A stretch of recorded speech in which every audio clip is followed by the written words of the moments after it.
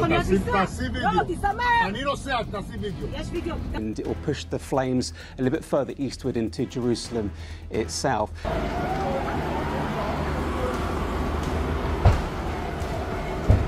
Assalamualaikum warahmatullahi wabarakatuh. Bencana terus melanda kota-kota besar di Israel.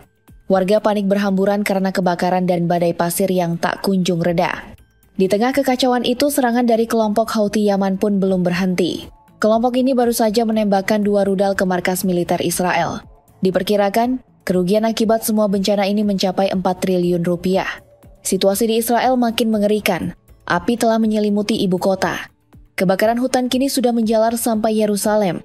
Angin kencang yang bertiup hingga 60 mil per jam bikin api makin sulit dikendalikan. Warga di Yerusalem pun mulai dievakuasi, tapi upaya itu terhambat karena banyak jalan utama terputus, termasuk tol yang menghubungkan Yerusalem dengan Tel Aviv. Asap tebal mulai memenuhi jalanan, dan api bahkan sudah terlihat di dekat kendaraan yang sedang melintas.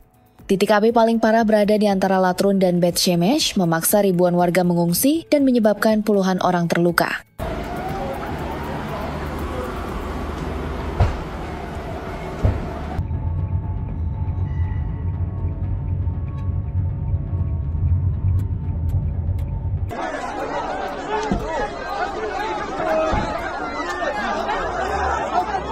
Menteri Pertahanan Israel, Israel Quds menetapkan kondisi ini sebagai darurat nasional dan memerintahkan seluruh pasukan untuk turun tangan membantu pemadaman.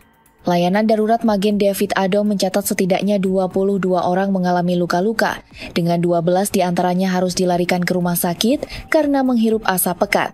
Api awalnya muncul di kawasan hutan Eshtal, sebelah barat Yerusalem dekat Mesilat Zon.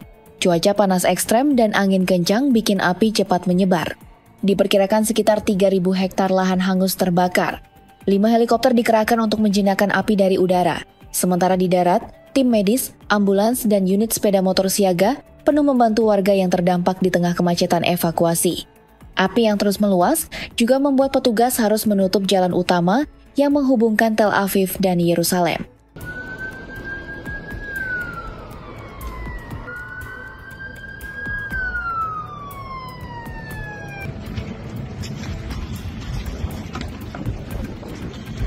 Kepanikan makin jadi setelah badai pasir mahadahsyat datang menyapu wilayah selatan, terutama di Beersheba. Dalam sebuah video, terlihat debu menyelimuti kota hanya dalam hitungan menit. Warga hanya bisa bersembunyi di dalam rumah, tak sanggup melawan badai yang cukup kuat untuk menerbangkan benda-benda besar. Semua kegiatan terhenti total. Kota-kota di Israel berubah jadi sepi, seperti kota mati. Nggak ada satu orang pun yang berani keluar rumah. Sementara itu, banyak rumah terbakar habis dilahap api. Kebakaran hebat di sekitar Yerusalem disebut-sebut sebagai salah satu yang terbesar dalam sejarah Israel. Kerugian diperkirakan mencapai sekitar 4 triliun rupiah karena api melahap permukiman warga dan berbagai infrastruktur penting. Api yang menyala di tepi jalan kini jadi pemandangan yang biasa di sejumlah wilayah Israel. Warga pun panik dan mencoba berbagai cara untuk menyelamatkan diri. Kebakaran ini bahkan diperkirakan bisa menimbulkan kerugian yang lebih besar karena api kembali menyala di beberapa titik yang sebelumnya sudah berhasil dipadamkan. Pemerintah Israel sampai harus mengirimkan pesawat khusus untuk membantu memadamkan api. Di tengah kekacauan, penyelamatan warga pun berjalan sulit. Api yang terus berkobar bikin orang-orang berlarian ke jalan-jalan kecil, memadati area di sekitar tol Yerusalem Tel Aviv. Kemacetan pun tak terhindarkan. Banyak yang terpaksa keluar dari kendaraan karena takut terjebak di tengah kobaran api. Petugas penyelamat kewalahan menghadapi ribuan pengungsi yang memenuhi jalanan. Untuk bergerak lebih cepat, sebagian petugas menggunakan sepeda motor demi menembus kerumunan dan memberikan bantuan secepat mungkin. Meski begitu, tim medis seperti Magen David Adom tetap kelimpungan karena jumlah korban yang perlu dievakuasi terus bertambah. Di tengah bencana yang sedang melanda, sebagian warga terlihat justru berharap badai pasir terus menerpa Israel. Harapannya, situasi ini bisa dimanfaatkan untuk merebut kemerdekaan Palestina.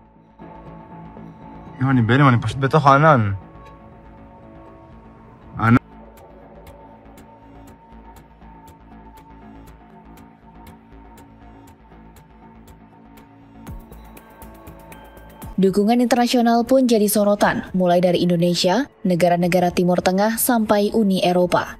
Sejumlah negara sekutu bahkan disebut sudah menyatakan siap mengakui kedaulatan Palestina di bawah kepemimpinan Mahmud Abbas.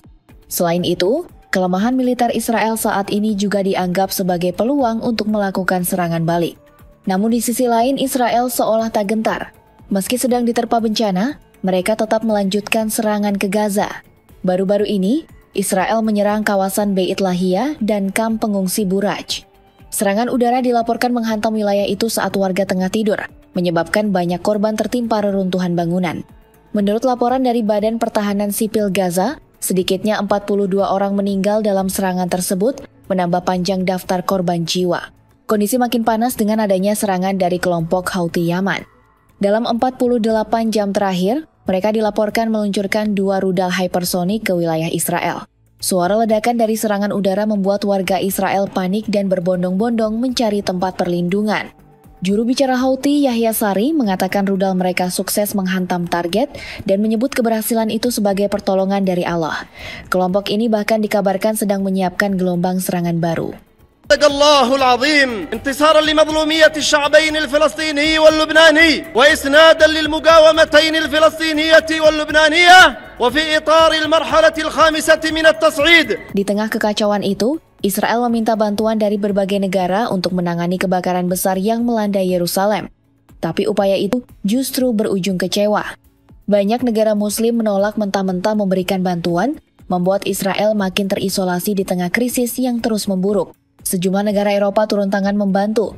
Italia, Kroasia, Prancis, Ukraina, dan Romania disebut mengirimkan pesawat pemadam kebakaran. Rusia jadi negara pertama yang mengirim bantuan lewat pesawat Canadair CL-415, sementara Kroasia mengirim pesawat kecil yang bisa masuk ke area sulit. Sementara itu, beberapa negara Muslim terang-terangan menolak membantu Israel memadamkan kebakaran besar yang melanda. Turki misalnya, memilih untuk tidak mengirim bantuan apapun. Suriah juga mengambil sikap serupa. Abu Muhammad Al-Julani dikabarkan masih menyimpan kemarahan karena serangan Israel ke wilayah Syam yang terus terjadi. Libanon pun tak tinggal diam. Sebagai negara tetangga, mereka menolak memberikan bantuan karena merasa selama ini justru dirugikan oleh tindakan Israel. Namun tak semua negara bersedia membantu. Yunani dan Siprus misalnya menolak mengirim bantuan ke Israel. Kedua negara itu mengaku sedang berjuang memadamkan kebakaran besar di wilayah mereka sendiri, sehingga tak bisa memberikan bantuan saat ini. Negara-negara tersebut juga menyatakan dukungannya kepada Palestina. Bagi mereka, sulit untuk menolong Israel sementara rakyat Palestina terus jadi korban serangan, bahkan di tengah musibah besar yang sedang dihadapi negeri Zionis. Dengan situasi makin panas dan alat pemadam kebakaran yang kewalahan, muncul pertanyaan besar. Apakah Israel akan mulai membuka mata dan peduli terhadap penderitaan rakyat Palestina?